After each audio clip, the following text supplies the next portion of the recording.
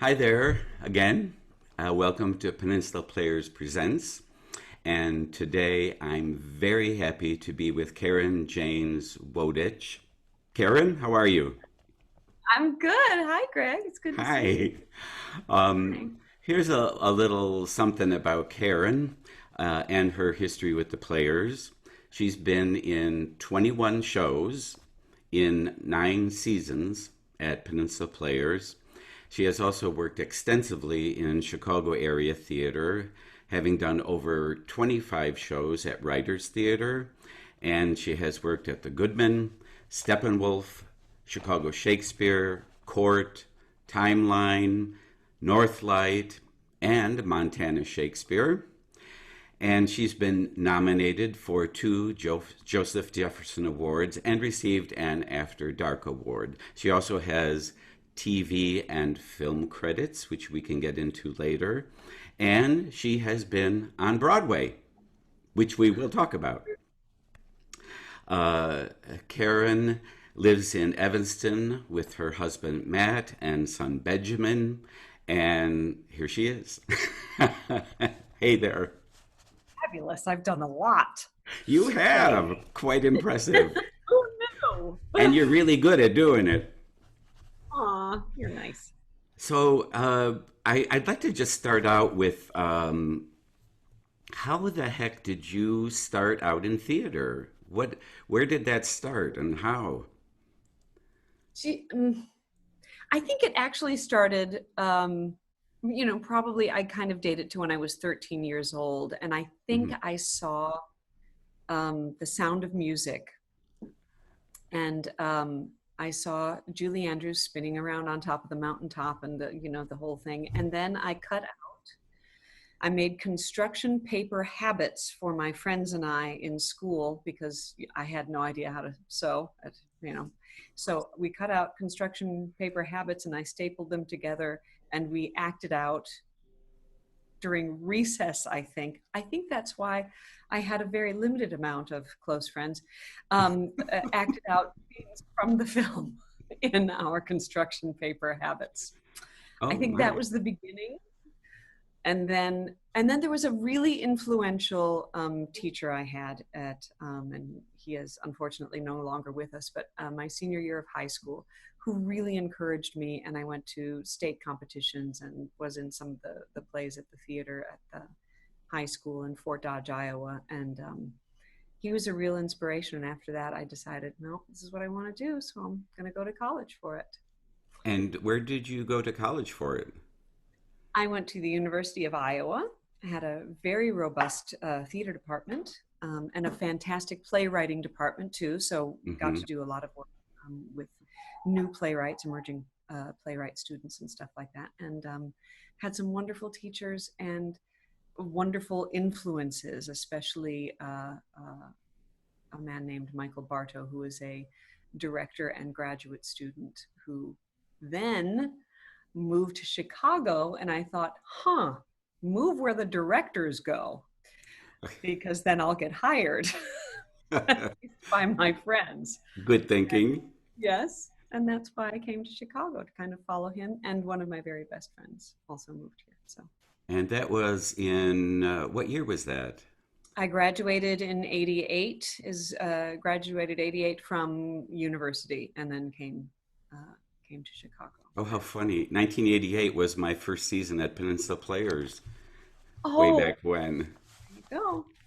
So speaking of Peninsula Players and your history with the players, so your first show was in 2001. It was the Cherry Orchard, and we had actually met before because we had done Christmas Carol at the Goodman, the last show in the old theater, Mm. and then you auditioned for the Players. And I think you had like a wonderful experience auditioning for me, right? I had a very interesting experience auditioning for you. I think I might have auditioned a couple times before, um, but I heard during Christmas Carol a number of people said, "Oh, Peninsula Players is a wonderful place. It's gorgeous, the surroundings, and plus the theater's a ton of fun, great audiences, blah, blah, blah. So I went, okay, I'll do it again. And yes, I can't remember the scenes, the monologues that I did, but after I was through with the second monologue, I looked at you Mm. and you stared at me with that Greg Winkler brow knit in the middle. And you Yes. stared at me for a very long time. And I thought, Greg knows a lot of people. I will never work in this city again. He's obviously thinks something has gone horribly wrong with my acting, and I have no idea why I'm here. And then you said, after a long pause, how do you pronounce your name? I'm sorry. And then I And went, oh, okay, phew. and I have to tell you that, I was sitting there staring at you because I was trying to think of all the roles that you could go into that summer because I thought you were terrific, and I was just, slotting you into the season. And actually, that was a little lesson for me in terms of how I appear in auditions to people. Thank you. Oh, it was good. I girded my loins for whatever came next in the theater world. So thank you for that. And it was actually Bob Thompson was in the Cherry Orchard with us because I was in it also, and you and Bob became friends. Yes. Bob was such an interesting character. And his son, Don, at the time was also opening a bakery, or had opened it maybe for a year or something like that. But I mean, everybody had stories about Bob, and his acting career, of course, spanned from Chicago into Door County, and I think many places. I didn't know all of his background, but yes. And he introduced my husband, Matthew, to his son. And that's how Matthew, besides through me and doing Peninsula Players, was also introduced to Door County. And we both fell in love hard with Door County and Peninsula Players. And so that kind of began our love for Peninsula Players and everything that has to do with cherry pie. And then you were back in 2005 to do the Uneasy Chair, Red Herring, and Tom, Dick, and Harry, which was our last season in the old theater. And That's I love doing Red Herring with you. And you did have an evening where you had a little bit of a problem on stage. Yeah. This is one of those moments where you get to share something with the audience that is unexpected. Yeah, I was in a scene with Jim Lemming, who I was married to, but was filed for divorce, I believe. And he had gone In and the got the play. divorce. In the Yes, in the play. play.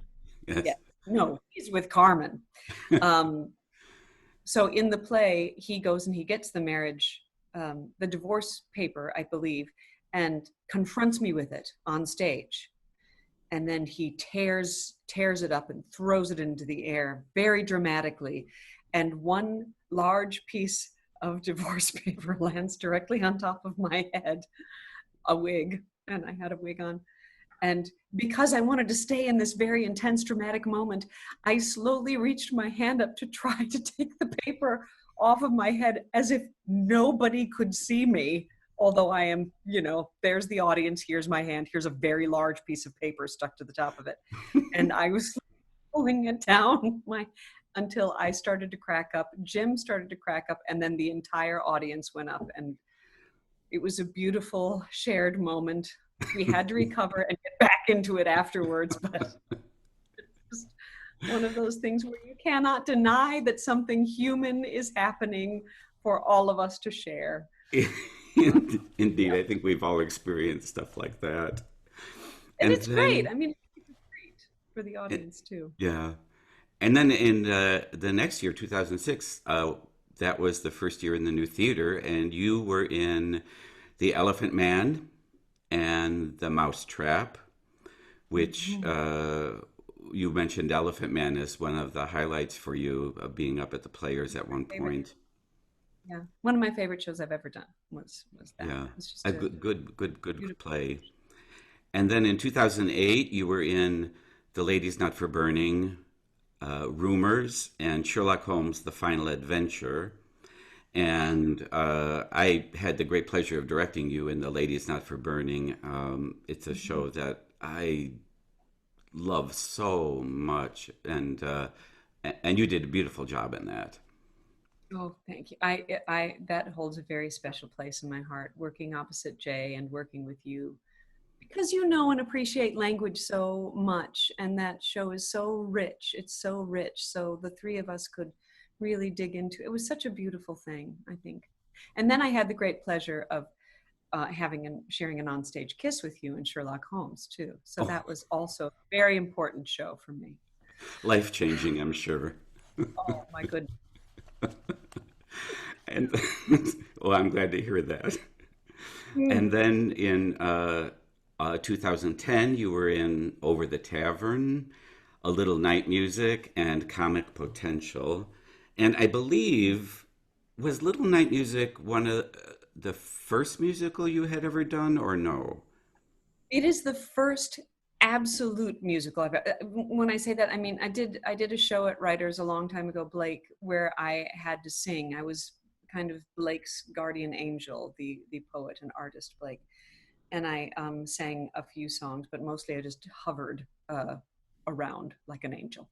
Um, this was the very first. Yes, this is the first musical I had done, playing Charlotte, with an And you were incredible group wonderful. of people. Oh my But God. it was a challenge. Yes, I found it fairly terrifying because um, I know I have a fine voice, but to share the stage with people who do musicals and Like so Jesse I was Mueller.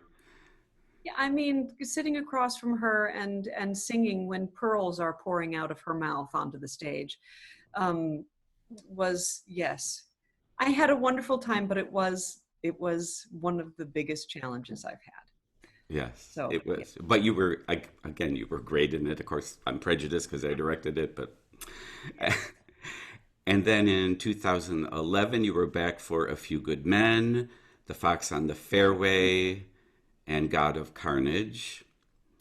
And in 2012, The Nerd, Chicago, another musical, and Murder Mm. on the Nile, Agatha Christie. And then in 2014, you were in Always Patsy Cline, which I think was another special show for you.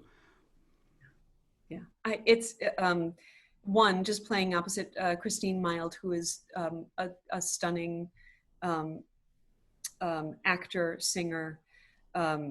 Yeah, she's glorious, and an incredible band backing us up on stage, which you know live that I got to interact with, and just.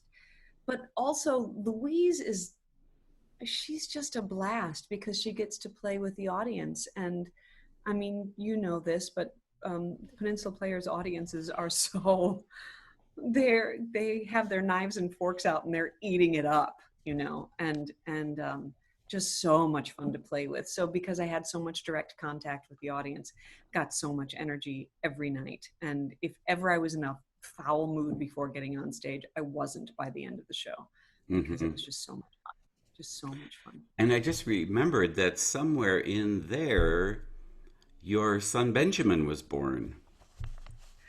He was born in 2003, and yes, and I think his first summer at Players then was when he was 2 years old, almost two, maybe one and a half, something like Hmm. that. That would And be in 2005, yeah. and that became his introduction and eventual um, also love affair with Door County. It's so special that Peninsula Players is welcoming to not just with their audiences but also with their actors, staff, everything for family.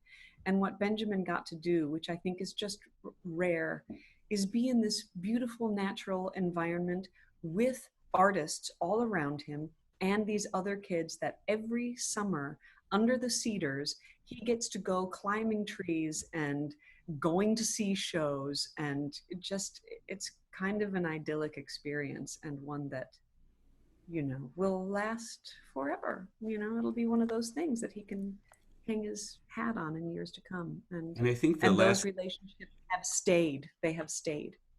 that's So that's really and I think the last wonderful. time he was up, he and Connor, who was Audie's son, made a was it a science fiction movie, right? They made well, Cabin Wars was the title of the film, and they it was basically a battle. It was a battle over who is the best director. Starts out with them arguing about who the best film director is, and then it takes off into an epic battle on the players' grounds. And, It was oh quite something. They had special effects and everything. yeah, yeah, and there was Cabin Wars too, because Oh, okay. everybody was. They thought, oh my God, this is such a fabulous thing. There's got to be a sequel, so they made a sequel. Yeah. Um, So you know, artists are inspired up there in every way. um, and after Patsy Cline in 2017, you were in Lord Arthur Saville's Crime and Almost Maine. And then the following year, you were at University of Indiana. Hmm. I think you were doing more than one show Did The Foreigner and Our Town. in our town. Lovely play. Hmm. And Two it rep. was late that year that you had a rather big audition. Yes, I had. I think I had one audition before I went to Indiana, and then two more auditions for Harry Potter and the Cursed Child on Broadway, and then I found out that I got it. So I then, in December, went to go start rehearsals to play Professor McGonagall in Harry Potter and the Cursed Child on Broadway, which At was which I think you started performing in March then? yes, March 15th, the teens, somewhere in the Okay. teens. Yes. And then you did that for a year. Yes, and almost to the day we started performing is when Broadway and most of the theaters, in the United States got shut down. And So, yeah, we and wrote how a lot what was more. it like? That was I saw the show in New York. It was unfortunately before you were in it, but it was wonderful. How what was it like doing that show? It was it was extraordinary. And also because I think lots of people do have a personal relationship with the books, Hmm. and we had gotten the book, every single hard copy of the Harry Potter series we bought at a bookstore in Sister Bay. We had the tradition of going up for the summer, and we would buy the hard copy in Sister Bay. So it was a whole Door County. Anyway, it's never far away. Hmm. Um, but it was an extraordinary experience. I never dreamed of going to Broadway. I never had any sights on acting in New York or on Broadway. I've always wanted to work at Hogwarts, though, so it worked out really well. And you had a great role in it. Yes, and I got to do my favorite accent, which is Scottish. So that was Oh, very okay. nice. Yeah, So it was brilliant. that was exciting. And then, as you say, all the Broadway closed and the theater closed, and you came back to Chicago, and you've been here since. And you also in this time you've also started a Shakespeare class. Yes, on Zoom. This is a class that I had done before going to New York, and I think I taught them 2 years in a row. I taught a class around my big dining room table for people who non actors, um, who are interested in delving into Shakespeare a little bit deeper than they mostly audience goers of Shakespeare. And I thought I want people to learn that Shakespeare is more immediate than a kind of beautifully spoken museum piece or something like that, which lots of art theaters in around the Chicago area and all over do fantastic Shakespeare, but often people are a bit intimidated. So I thought, why not pick a play and take people through it and define every word? And before the pandemic, we had snacks and coffee. So now we just show our snacks on Zoom. What are we eating while we're having the Zoom class? So I decided to have a Zoom class, and people were all for it because they're aching to do something. So yeah, That's, so I started oh, that's right. working on That's As You right. Like. That's great. Um, to go back a bit, I think early on when you started working up in Door County, I think you and Matthew had an idea about moving up there at some point. Yeah. Yeah. We had I am a very nature oriented person, and it's just so stunning up there. And you have everything. You have the coast, so you have the lake and the bay, and then you have the kind of forests just inland a little bit, and then you have kind of the prairie valley farm country in the center of it. So there's just a little bit of every kind of topography on this Hmm. beautiful place. And it's also has so many artistic institutions, and there's this kind of um, this not so hidden, but to us anyway, when we first moved there, this hidden gem of artistic um, juice up there. and and we thought, wouldn't it be wonderful to with the people that we know and we have worked with and stuff like that, to start some kind of arts institution. And I was thinking of, you know, something that combines a green, sustainable kind of a piece of property that also um, can people can workshop plays or put on productions. And now I've shifted to what if we get some enterprising actors into some form of pickup truck or truck of some kind, and put on Shakespeare plays with 5 people. And there's a food truck nearby too, so we have really good food, and we call it $5 Billy. This is but a whim, but Door County has inspired that. Just being up there and being around the people up there has kind of inspired us to think about a place where we can foster arts, foster people we know who are creating things. So That's it's something a beautiful idea. we're dreaming about. Yeah, I be careful what you wish lots for of because it may happen. yeah. I'm fine with that. I'm ready for anything. Oh, good. Well, Karen, thank you so much for being with us here today and for Thank you, chatting. Greg. I just have to say too that it is an amazing Peninsula Players is just an amazing place because it is this beautiful. Um, you're surrounded by everything you need to sustain you as a person and artist, and then you get to work with everybody who's in that exact same position. Mm. And then you get to do it for an audience that is just ready to gobble up everything and then sit around this huge bonfire afterwards. It's really a unique and beautiful thing.